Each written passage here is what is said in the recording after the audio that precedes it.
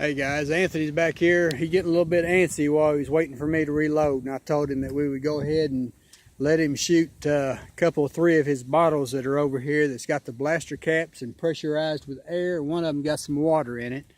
So Anthony, whenever you're ready, you just go ahead and shoot there, bud.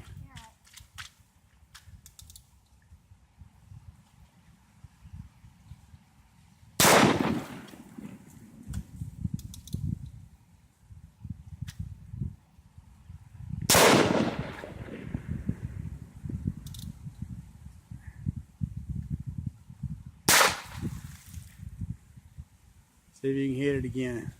You probably need to wait till it quit swinging, huh? Wait for it to quit swinging. Alright, well, you got 2 more rounds left.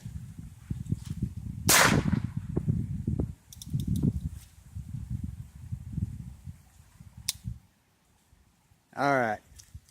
Thanks for watching.